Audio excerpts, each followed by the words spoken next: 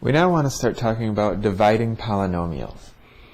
And to motivate this, we're going to review dividing integers, because the processes for dividing polynomials are very similar to the processes for dividing integers. And we're not going to get into decimals in any way. So let's see what happens if we try and divide 3 by 7 without referring back to decimals. Well, 7 doesn't actually go into 3. So the best we can do is say this is equal to 3/7, the fraction. Two comments about this. The first comment is we see that dividing is the same as writing numbers as a fraction, and we'll make use of that fact. The second thing to notice is even though we started out with two integers, when we divided them, the number we got was not an integer. Anytime we add, subtract, or multiply integers, we get an integer. When we divide, we may get an integer and we may not. We're going to find this to be true of polynomials also. We've seen that when we add, subtract, or multiply polynomials, we get a polynomial as the result.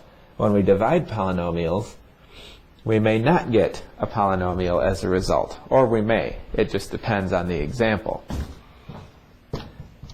Here's another example. What if we have 3 divided by 6?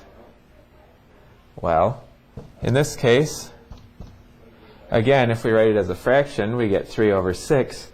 But in this one, there is more to do because of the fact that 3 and 6 have a factor in common. They're both divisible by 3. And so 3 divided by 3 is going to be 1. These will just simply cancel out. And we end up with 1/2. We're going to make use of that idea as we start dividing polynomials. Let's start with the simplest possible case, which is a monomial divided by another monomial. This is actually mostly handled by the exponent rules. First, we can handle our constants separately from our variables. 10 divided by 6, well, we know that that is the same as 2 times 5 over 2 times 3. They have a 2 in common. The 2 will cancel. And so that's going to be 5/3. So in our answer, we're going to have a 5 in the numerator and a 3 in the denominator. What about these x's? Well, quotient rule tells us that x squared over x cubed gives us x to the power 2 minus 3, or x to the negative 1. And the negative exponent rule tells us that's the same as 1 over x. So that tells us that in our denominator, we're going to have an x in our answer. And so the result is 5 over 3x. Another way you could think about this is the fact that we have 2 x's in our numerator. We have 3 x's in our denominator. We can cancel 2 of those x's out with 2 of these x's, leaving 1 x. It's a little bit different than canceling these constants, because here we're canceling constant factors. Here we're also canceling constant factors, but when we do it in the exponent, we simply subtract that number rather than dividing it out. Now let's review another example we've seen in the past. We want to write the equation 4x plus 3y equals 8 in slope-intercept form. Remember, to do that, we would subtract the 4x. And so we have 3y equals negative 4x plus 8.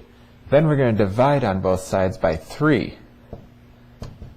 And so we have negative 4x plus 8 divided by 3.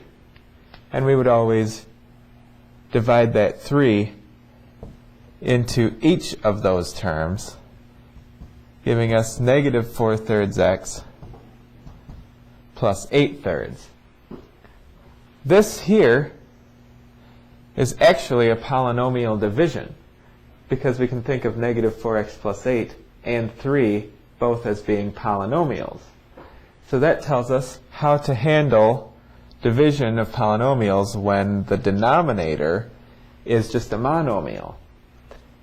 It's just like in this example. We're going to take that monomial and divide it into each of the terms in the polynomial. So here's an example of that. 8x to the fourth minus 2x plus 4x squared divided by 4x squared. As we saw in the previous example, we can take our denominator and divide it into each of the terms in our numerator. So this is going to be 8x to the fourth divided by 4x squared minus 2x divided by 4x squared plus 4x squared divided by 4x squared. And now we do any canceling that we can do in each of these three terms. So looking at the constants, 8 over 4, we can cancel a 4 out. We get 2. X to the fourth over x squared. We cancel out 2 of those x's. We have x squared left. The entire denominator has canceled out, so this is 2x squared, nothing in the denominator. Here, 2 over 4, we can cancel a 2. That's going to be 1/2. So we're going to have a 2 in our denominator. And x over x squared, one of those x's will cancel, leaving 1x in the denominator. Okay?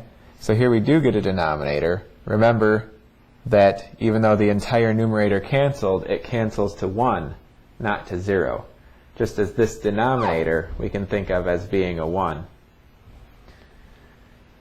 Now this term, 4 over 4 is 1, x squared over x squared is 1.